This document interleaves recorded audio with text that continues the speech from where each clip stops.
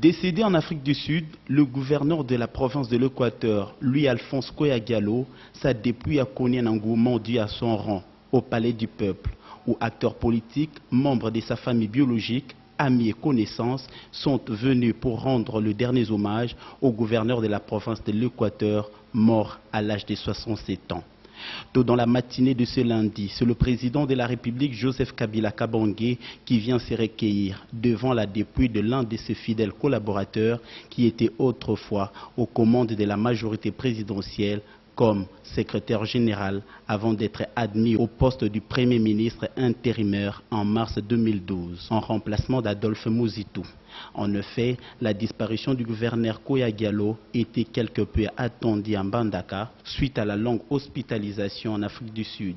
Mais la population locale regrette la mort de cet homme. Koya-Diallo, j'ai un sentiment de tristesse et un sentiment vraiment de grand désespoir parce que Koya-Diallo, avec son arrivée à la tête de la province de l'Équateur, nous, on avait investi beaucoup d'espoir en lui parce qu'il a une grande expérience. Et on comptait qu'avec son arrivée, l'Équateur, qui a connu beaucoup de retard par rapport aux autres provinces, allait décoller. Parce qu'il nous a servi de modèle. La gestion de proximité de la population. On aurait souhaité qu'il soit vivant. Et moi, je me préparais à lui céder mon poste de doyen de gouverneur. Parce qu'il a été avant nous.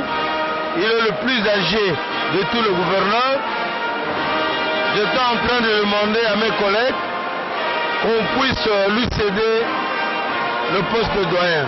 C'est un vide qui s'est créé dans la famille politique de la majorité présidentielle, la mort de ce grand homme, Louis-Alphonse Koya-Diallo. Moi, j'ai beaucoup de choses à dire parce que j'ai connu Koya-Diallo en 58-59. Nous avons fait le même collège Saint-Thomas-Mort ensemble. Il était les deux promotions après moi et ensuite nous sommes venus à Lovanium. Donc je l'ai connu pendant tout ce temps. Et tout au long de son itinéraire politique, je l'ai croisé, je l'ai côtoyé. Nous nous sommes vus souvent jusqu'au moment où il a eu des problèmes qui l'ont crucifié en 91 sur le fameux, l'improbable massacre des étudiants de Lubumbashi.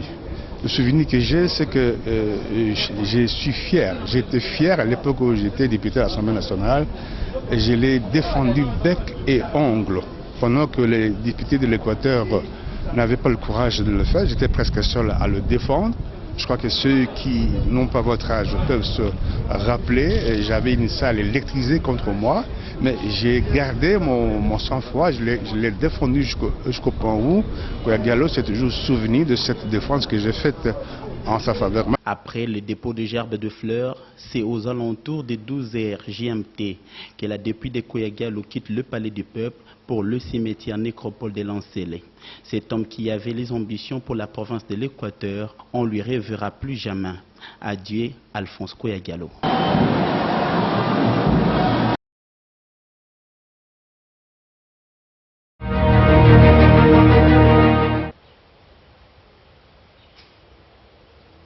Présidée par le Premier ministre Augustin Matata Ponyo, la réunion de la Troïka stratégique de ce lundi 22 décembre 2014 a été une occasion pour les chefs du gouvernement de faire une communication sur la situation politique et sécuritaire du pays et sur celle économique sur le plan international. Il s'en est suivi l'examen des recommandations de la dernière réunion, en commençant par la poursuite de la paix, comme l'indique le ministre de l'économie, Modeste Barati Lukwebo. Il a été examiné les recommandations de la dernière réunion, en commençant bien sûr par la paix qui se poursuit. Et le gouvernement fournit un effort pour que même dans les coins les plus reculés, tout le monde soit payé avant le 31 décembre 2014. Il y a quelques difficultés à régler avec Caritas, mais nous avons l'espoir que tout sera réglé, en tout cas avant le 31 décembre 2014. On va passer en revue la situation économique et financière du pays. S'agissant de la situation des finances publiques, des efforts sont toujours en train d'être fournis pour que nous puissions clôturer dans de bonnes conditions l'année 2014. La question des prix sur le marché a également été examinée au cours de cette réunion. Nous avons également examiné la question des prix sur le marché, les prix internes.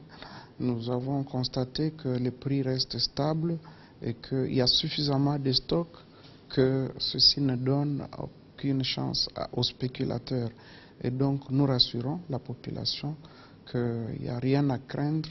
Les fêtes vont bien se dérouler et qu'il n'y aura pas d'augmentation de prix, surtout pas des denrées alimentaires. Enfin, nous avons examiné la situation relative au taux d'échange qui s'est raffermi, qui s'est amélioré, et donc de 925 nous sommes passés à 924 francs congolais le dollar américain, ce qui est une bonne chose, et cet effort va être poursuivi jusqu'à la fin de l'année. Il s'y est signalé que la réunion de la Troïka stratégique de ce lundi est la deuxième du gouvernement de cohésion nationale. La Commission électorale nationale indépendante CENI a organisé ce mardi 23 décembre dans la salle du Jardin botanique de Kinshasa une matinée de sensibilisation des acteurs non étatiques ANE. Thème retenu à cette occasion, CENI et ANE, tous ensemble et partenaires dans la sensibilisation pour la consultation des listes provisoires des électeurs. À l'issue de la séance, le questeur de la CENI a donné des précisions relatives à la consultation des listes provisoires des électeurs et délivrance des duplicata. L'équipe et tous les éclaircissements nécessaires à la bonne consultation des listes et recevoir des éventuelles déclarations des électeurs. Aussi, tout électeur qui aura perdu sa carte est prié d'aller déclarer la perte de sa carte auprès des officiers de police judiciaire et se faire établir un PV de perte de carte d'électeur. L'électeur muni de son PV se présentera devant l'agent de la CENI dans l'antenne pour voir le centre d'inscription où il était envoyé pour obtenir un duplicata. Répondre aussi au public et la délivrance du duplicata est gratuite. Signalons que dans le cadre de l'opération de fiabilisation du fichier électoral et de stabilisation des cartographies opérationnelles, la CENI organise pour une large consultation par tous les électeurs, à dater du 10 décembre dernier, l'affichage des listes provisoires des électeurs dans les sites de vote déployés sur tous les territoires nationaux. La durée de l'affichage au site de vote est de 15 jours, indique la CENI.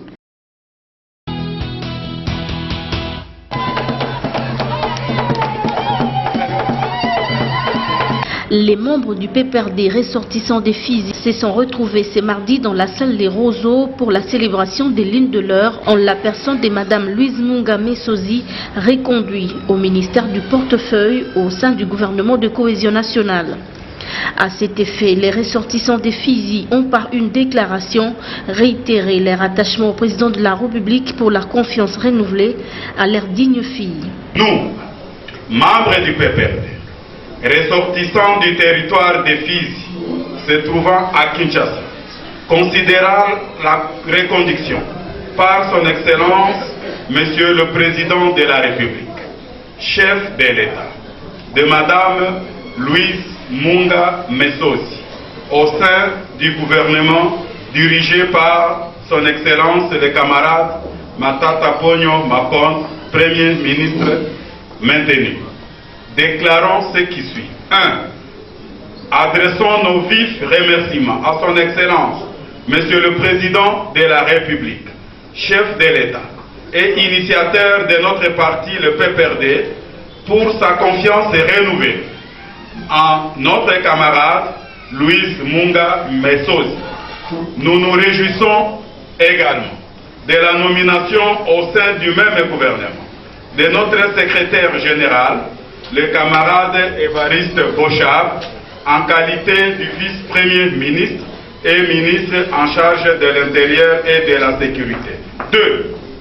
Félicitons et encourageons Son Excellence, Madame Louise Munga Messozi, pour son maintien et sa reconduction au sein du gouvernement de cohésion nationale en qualité de ministre du portefeuille. 3. Réitérons notre indéfectible attachement au président de la République, chef de l'État, artisan de la paix et promoteur de la révolution de la modernité pour un Congo émergent. Abordant dans le même sens, l'ERES promu a invité ses frères et sœurs des Fizi à s'aligner dans la vision du chef de l'État pour le développement de leur territoire. Nous, les enfants de Fizi, nous devons nous sentir interpellés. Interpellés parce que mes prédécesseurs l'ont souligné. C'est la énième fois que le chef de l'État, le président de la République, a non seulement honoré, mais a témoigné sa confiance à notre territoire. Les gestes posés par le chef de l'État à l'endroit de notre territoire, c'est un appel que nous puissions nous mobiliser davantage autour de sa personne, autour de sa vision, pour que cette marque de confiance qu'il n'a cessé de nous témoigner puisse trouver un répondant dans notre territoire. Comme dans toute réjouissance, chants et danses étaient à ce rendez-vous familial qui s'est terminé par le partage d'un repas fraternel pour consolider davantage les liens de solidarité entre fils et filles des Fizi.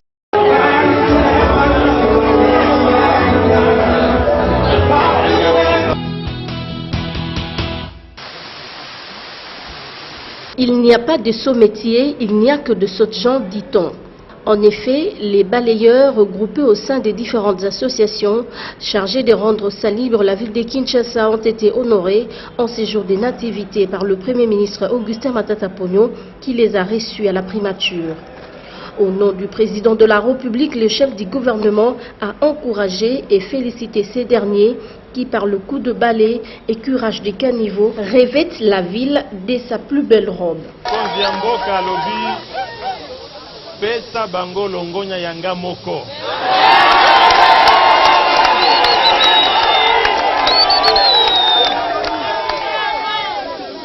Bande konangai na ebita bino mosala bozali kosala. Na ebita bino mbala liboso. Tokutanaki awa. Mosala bozali kosala endimami.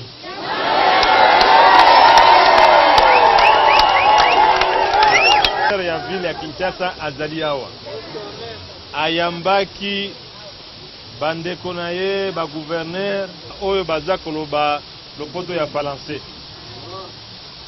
na rapport oyo basalaki liboso ya mokonzi ya mboka bapesi mokonzi ya mboka longonya balobi propriété automoni et sepelisi biso.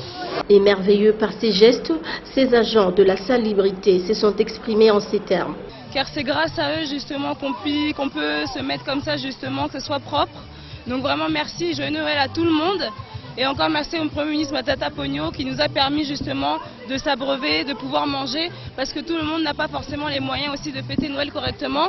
Donc c'est un moyen aussi de réunir tout le monde et de fêter ça correctement.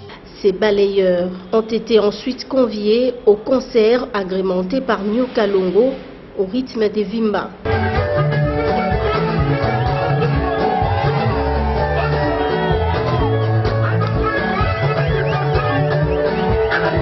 Weranson de Wenge Musica Mesomère a clôturé la soirée.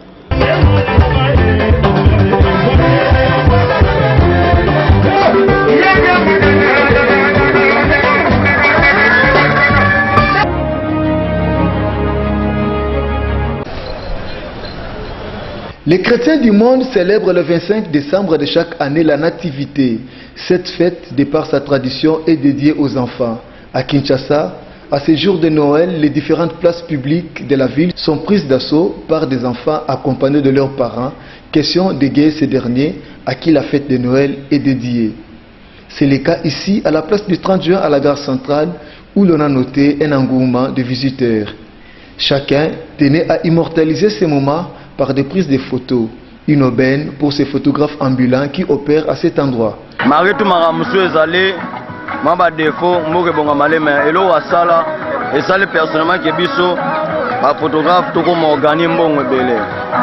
Mais pe lelo tomona musala e sala mamalamu mbongo ekota malamu elo no senga président de la République ba place abwe ba endroit touristique boy asala ngwebele afeke talomona bana nde boyo sepe ba place kitoko so ba sala ngo bien ezala bien pe sala ke ba chômeur ba longwa parce que nazala ki chômeur na mo sa photo elonga nga chômage. Oh moi ça va vraiment pour talaka place ngo kitoko trop gare comme kitoko propre ville so comme kitoko makasa en tout cas vraiment na sepeli vraiment le gouvernement a dit surtout le président Joseph Kabila na sepeli makasa ndenga bongisi banzela et puis ça bombe comme propre makasa en tout cas vraiment ata mupaye awa amoni vraiment en tout cas mais au service makasa. Pour les parents, ces moments passés avec les enfants participent au raffermissement des liens familiaux avec leur progéniture, car cela n'arrive pas tous les jours.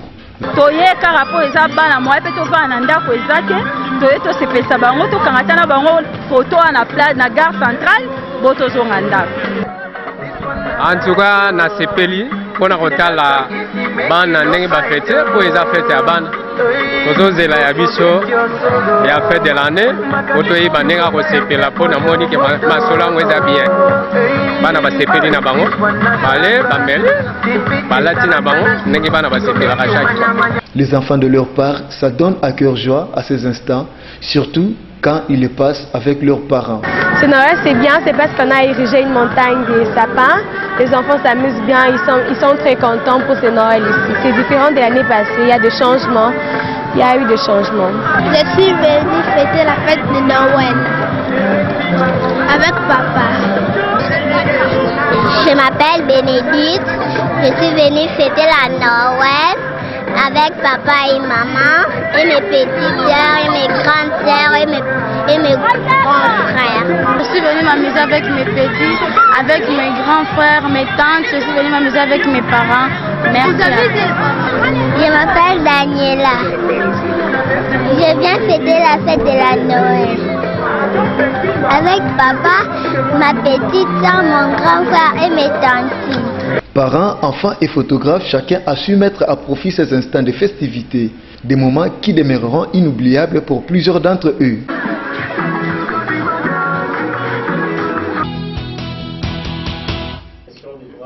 Les cadres et agents de la compagnie aérienne nationale Ligne aérienne congolaise LAC expriment leurs vives préoccupations suite aux mesures de liquidation de leur entreprise.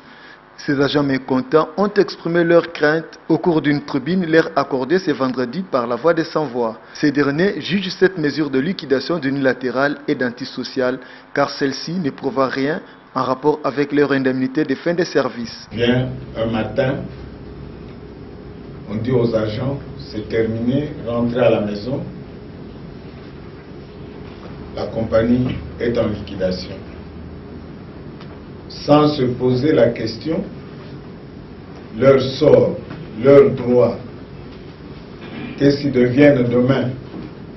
Ce qui est encore plus dramatique et stressant, que cela se passe à la fin de l'année, où tout le monde se prépare à fêter Noël, à fêter la fin de l'année. Vous arrivez, vous dire rentrez chez vous, donnez les clés, la compagnie est terminée. Non. Et les agents ont constaté donc, d'abord, qu'il y a eu violation de la loi. Pour ces agents LAC, l'État propriétaire doit tenir compte du statut d'agent, car agir autrement, cette liquidation serait assimilée à un suicide collectif. Ma préoccupation, c'est qu'il y a comme une sorte de confusion ce qui se crée.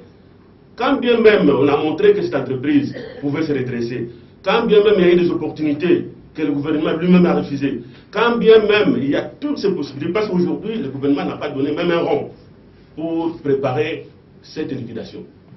On compte sur le patrimoine de l'entreprise pour liquider le passif de l'entreprise. Ça veut dire que cette entreprise pouvait aussi compter sur son patrimoine pour se redresser. Mais pourquoi on ne l'a pas fait? C'est qu'il y a quelque chose que nous ne comprenons pas. Alors, moi, mon inquiétude, c'est que c'est comme si on voudrait liquider l'AC et liquider le personnel de l'AC. Parce que le personnel de l'AC n'a rien à voir dans ces... Si on veut liquider l'entreprise, parce que l'État est propriétaire et actionnaire unique, mais pourquoi mettre le gens de l'AC dans cette liquidation? Ça veut dire, quand nous disons liquidation, ça veut dire que vous envoyez les gens à la mort. Tel que ça s'est passé, justement, c'est un suicide collectif. Face à cette mesure qualifiée d'unilatérale, les agents LAC exigent soit le retrait de cette décision ou la réhabilitation de l'entreprise, à défaut le paiement de leur indemnité. Retirer la décision, se conformer à la loi, enlever les entraves qui empêchent l'AC de fonctionner et permettre à l'AC de refonctionner normalement. Mais au cas où ils maintiendraient leur décision, il faudrait à tout prix que nos droits soient respectés et que d'ores et déjà le patrimoine puisse être protégé pour éviter les vautours de s'en approprier. La Voix des Sans-Voix, pour sa part, recommande au gouvernement de revoir sa mesure pour préserver le climat social, car la vie de plus de 30 000 Congolais en dépend. Pas en mettant des gens dans la rue, en les chassant, qu'on va augmenter en fait les taux. Et ces pourcentages-là qu'on donne, ça n'a aucun impact social. Bon, merci, nous avons donc toutes les informations et nous nous mobilisons tous pour que l'État puisse revenir à sa décision, là, la décision de liquider d'une façon policière l'organisation. Les agents et cadres de l'AC entendent voir le gouvernement de cohésion nationale mettre en œuvre les résolutions de concertation nationale recommandant la réhabilitation de la ligne aérienne congolaise. L'insécurité se porte bien dans la commune urbano-rurale de Kisenso. Premièrement, au quartier Bikanga, des bandits à main armée ont visité dans la nuit du mercredi à jeudi les occupants de la parcelle située sur l'avenue Bantandou numéro 30. Ces inciviques ont volé l'argent ainsi que des bijoux après avoir tiré des coups de feu, blessé à coups de baïonnette une maman de cette parcelle. Cette dernière et son mari expliquent le calvaire qu'ils ont vécu.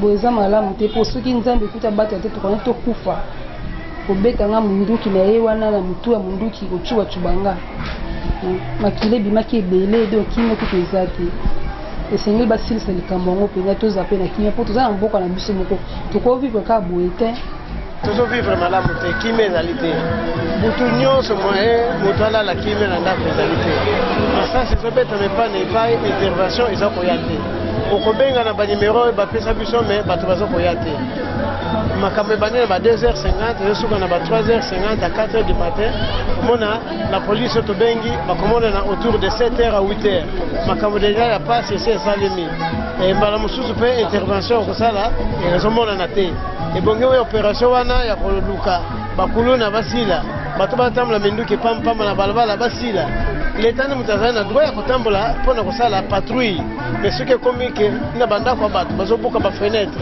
bazotobola bamire na bamabende na biloko modele na modele dans ce cas insécurité mpenza yango wana ezomona ke sécurité ezali te.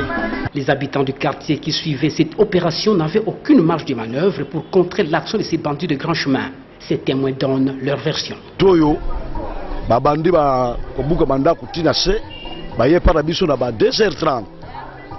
Alors, tango bayaki bameki porte ya Papa Max akoki te bazuma bende bayaki nango bapikolo ya antivol bazwi libanga tobomba na douche toyebi te bayebaki ndenge nini yango nde bapanzelaki fenêtre bakoti.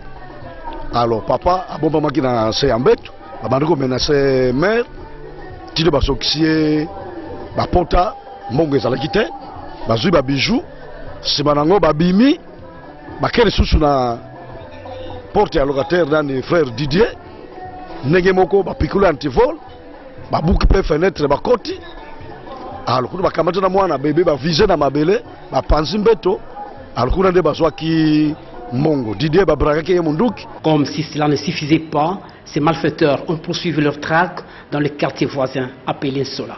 Tolembi abiso na quartier Sola na kisensu nyonso bandi a parti ya nini ya bikanga nyonso tolembi surtout kuna na Sola na rifla ba police ba ko côté la tenue civile ba kosimba ba arme na bango donc na banzota batu kaka bazoza ba moelon ba bambala ba porte babambi la parti ko fongwama ba côté libino na kati la ba kokota bokolobelo te ba lalisi bino nyonso ba ucho côté la lupango ezangam na biso wana mercredi na ba 1h15 là ba koti ba lalisi papa ba lalisi maman basu bakangi deux jeunes filles il y a 16 ans et 13 ans ba di avant to libérer bana awo ba pesa sombongo donc sombongo ata bino so bokolala bazo ko obligé mbongo basu bana basu bakangi le bakangi bana wana ba ibo pesa so ba mbongo le ba pesa ba mbongo ba bimi ba kesu na porte o elandi donc il déporte dans le pan moko papa ton lembi insécurité l'équipe viva boete.